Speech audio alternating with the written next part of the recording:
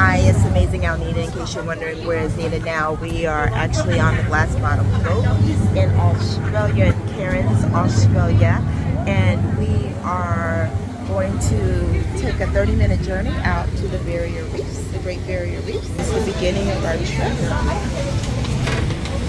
Okay, everybody, welcome aboard the Glass Bottom Boat Ride with Great Adventures. My name is Trent. I'll be taking on the tour today.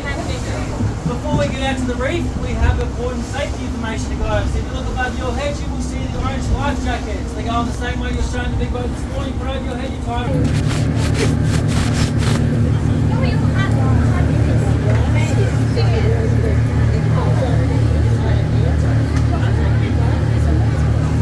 Where? I didn't see it.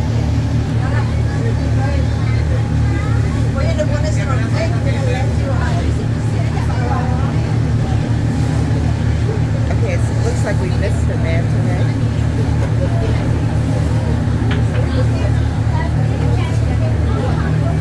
Oh, look at all the. Oh yeah, this is so much fun.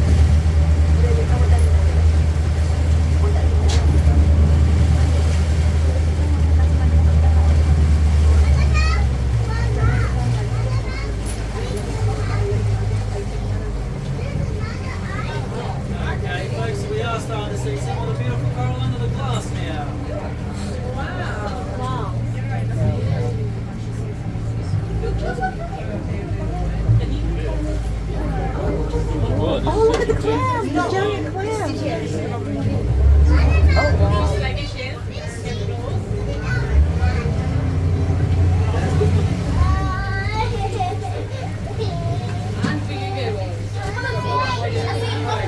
Okay, so a little bit of basic information about the Great Barrier Reef. The Great Barrier Reef is huge. Goes from the tippy top of Australia, almost up to Papua New Guinea, and then down to a little place called Bundaberg.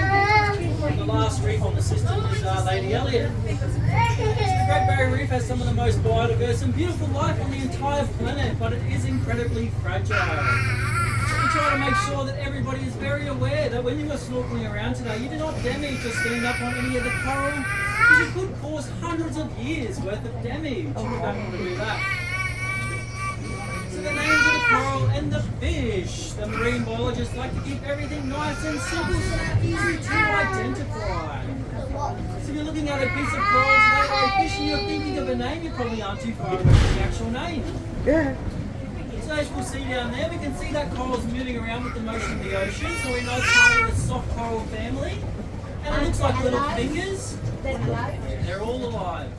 So that one down there, you can see it's moving around with the motion of the ocean. Looks like little fingers, and in fact that's what it is. Finger coral.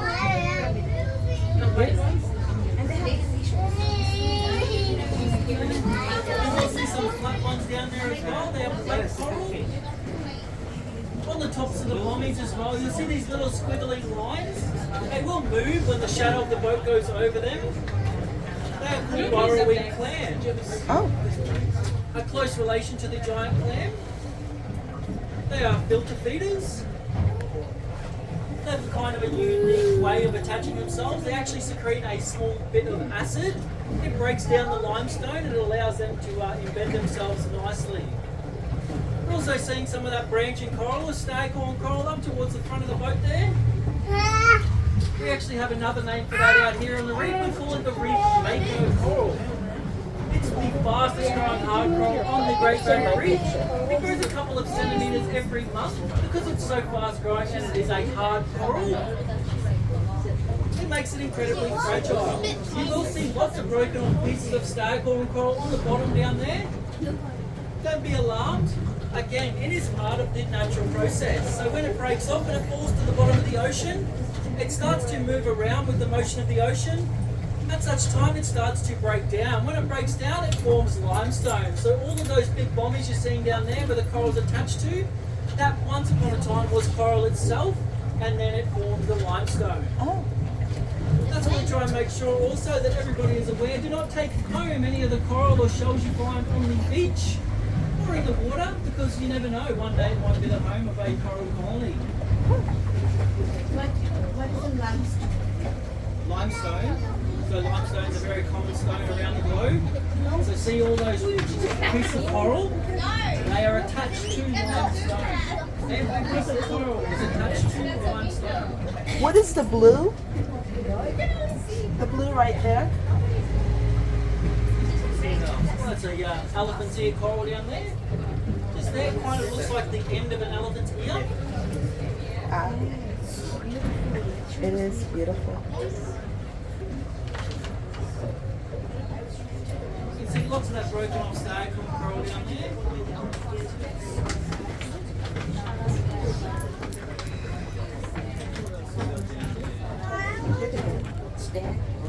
Yeah, I see. Yeah.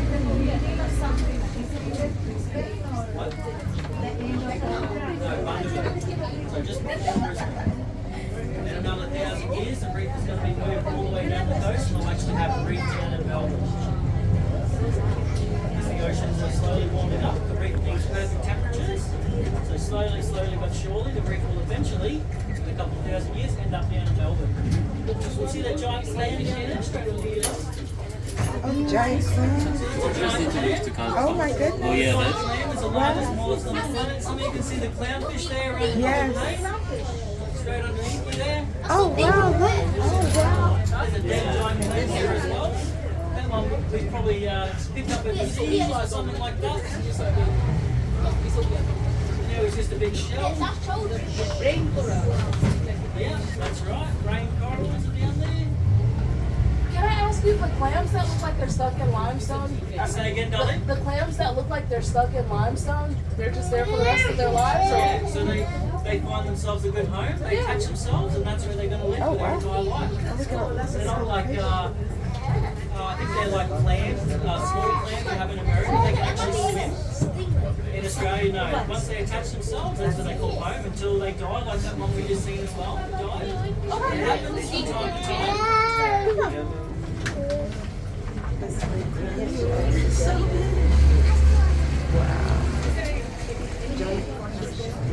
So there's a clownfish straight under you guys, don't paint along. You see the little black donut?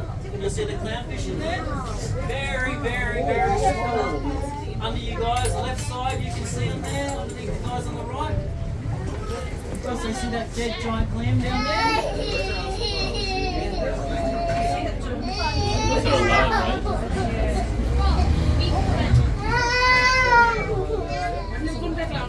So the giant clam, guys, is the largest mollusk on the planet.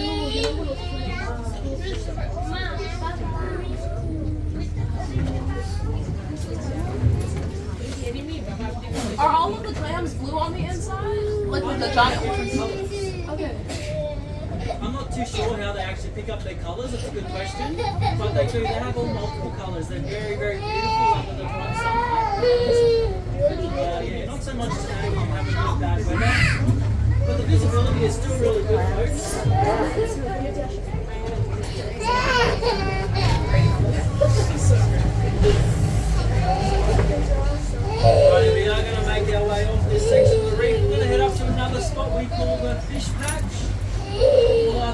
food in, we'll get some of the bigger species to come up to the glass and say hello.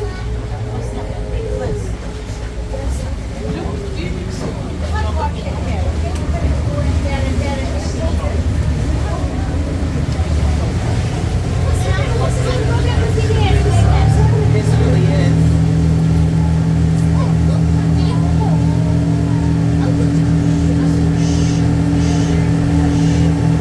I was answering questions. It's okay, there'll be another one. That's seagrass.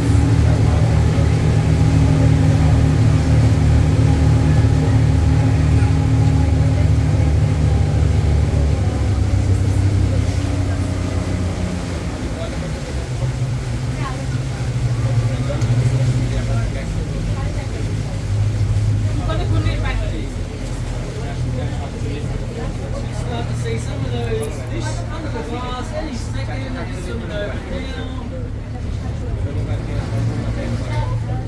Oh!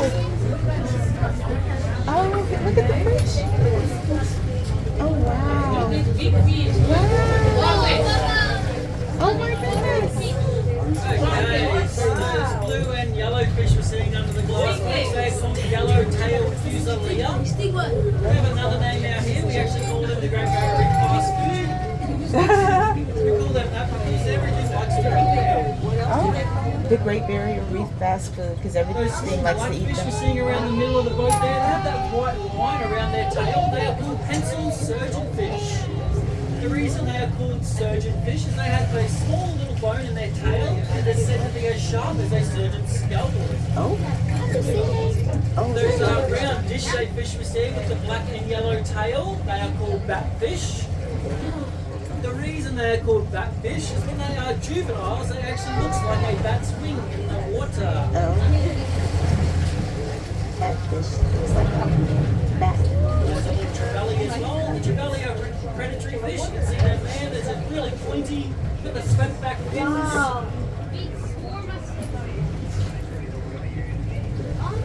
Do you know if this is sea sponge? Like the sea sponge that you can buy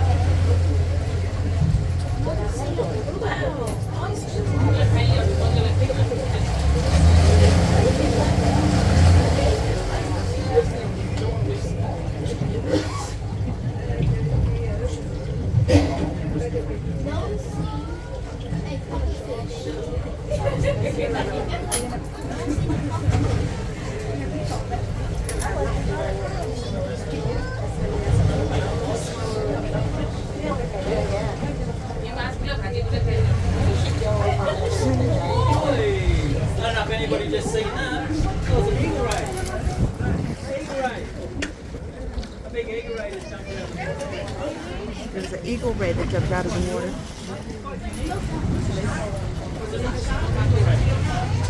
No, eagle ray. Like close to stingray. Or a manta ray. Close relation. Okay, folks.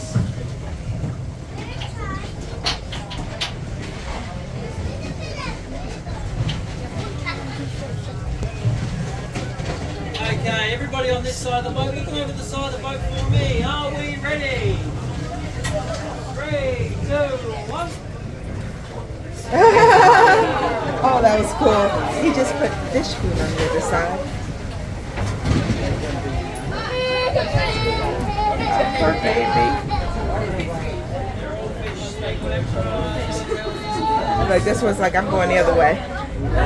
Oh, they know. You see, once they finish that food, they're going to swim to the other side and be ready for the next one. It's like they know. Oh God. Yes.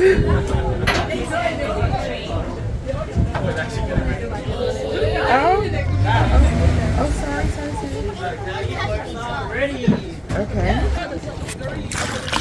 Oh my goodness. Look. Oh! Wow. They're feeding.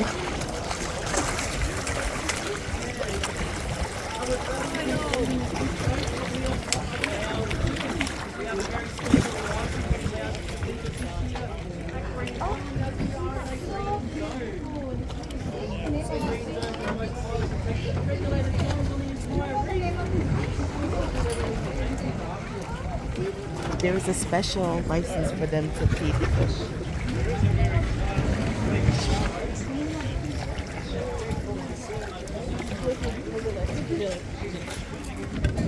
So those ones down the bottom there, you can see hanging out. My pamphlet just dropped. There's spangled emperor, there's some more down there. Thank you. Which one? The back one. The black one with the black and yellow tail, that is a batfish. Batfish with the black and yellow tail.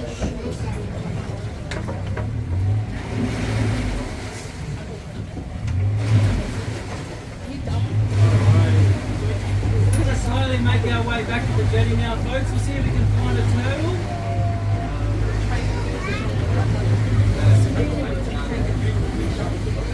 So make sure you're keeping your eyes out, folks. You're going to see them on the surface. You might be also lucky enough to see one on the bottom down there, feeding on some seagrass. Let's see if we can find one, eh? Say again? I'll get you that impression. Every dog's answer to a job after a while, mate.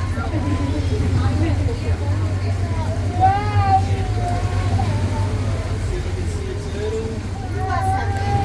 Keep your eyes out, folks. What we're seeing underneath the glass now, folks, is the seagrass. So this is one of the main food sources for our dugongs, and also there's a turtle right in front. You can see it straight through the front there. There's another one. Hold on, I'm going to turn the boat a little bit. You'll see it's just on the surface. Turtle. Oh, there he goes. I see him. Oh, yeah. Yeah. See one? Oh, It's a little tiny. Oh my God, it's a small one. he is small. Oh, hello. I'm going to pop up for one more breath, and then he's going to take us back under the water. Yes. Hey.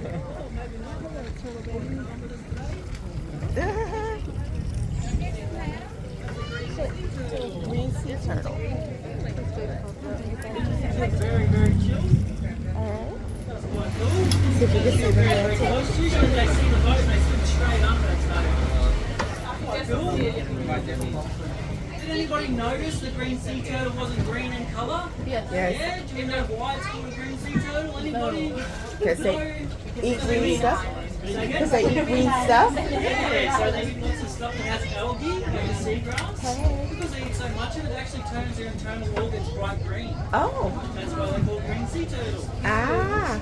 We have 5 of the 6 species of sea turtles here on the reef, and the green sea turtle is the most common one here on the island. Huh. During breeding season, we also get the hawksbill, the leatherback, and they're some of the biggest sea turtles here in the ocean. Wow. We're just going to float around here a little bit more. Hopefully there's another one about. And if you have any questions, folks, feel free to ask. I'll do my best. I'm not a marine biologist by any means. Oh no, but this has been great.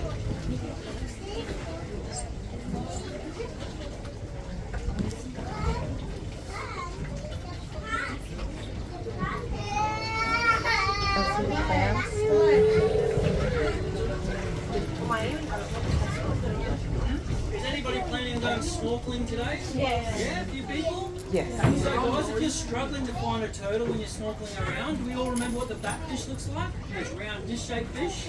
So they are scavengers. What they like to do is eat that very fresh turtle poo when it's nice and warm. So if you're struggling to find one, follow that batfish through the water and it's going to lead you to a turtle, I promise. That's what they like to do. And vegetable food doesn't look swimming like me. I can cook stuff like Yeah. So we have lifeguards. So this side of the beach over there, the same as all the beaches in Australia. We have a lifeguarded area. So if you're unsure of how to swim, stay inside of that lifeguarded area. Okay. We have life jackets also available. If you don't know how to swim, that is the best option for yourself. And then also stay in a buddy pair. Okay. Don't just swim off by yourself. Because should you get in trouble, make sure you got someone with you. Always stay in your buddy pairs. Are there any flowers underwater, or is it Any just flowers? Yeah. That's a good question. I have no idea. That's a really good question.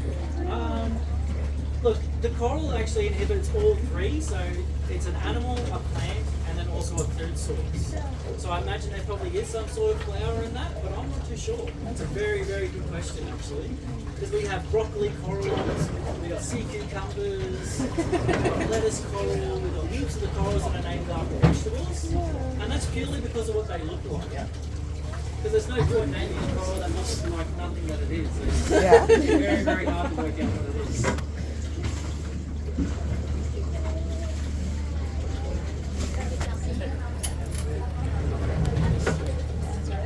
We also have dugongs out here from time to time, folks. Some very, very rare wines. They kind of look like underwater cows. Wait, that's what? Pardon? What is it? That Dugongs. Dougals. You're from America? Yes. Yeah, so manatee. Oh, yes. Okay. We do the dugong.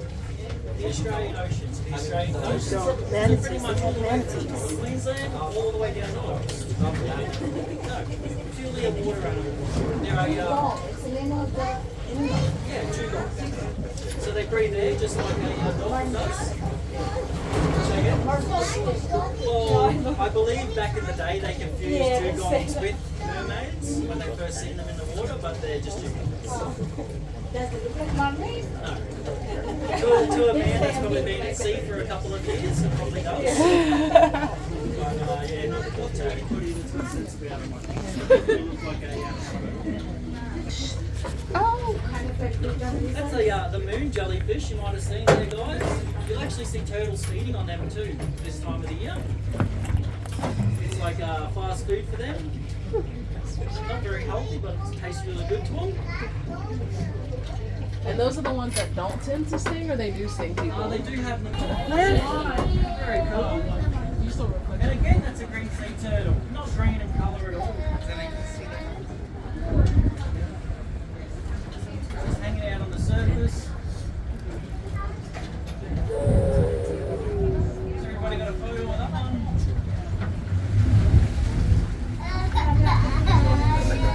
And there she goes, heading back under the water.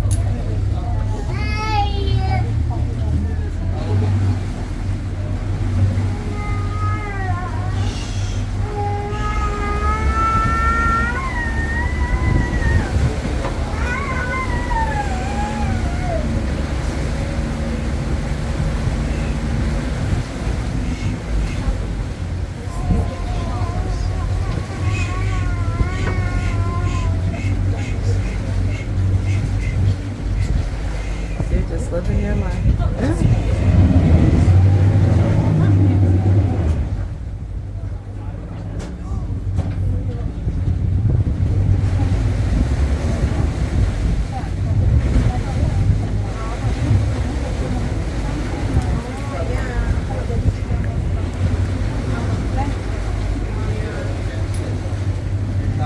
And we ended the same way we started. These beautiful blue fish.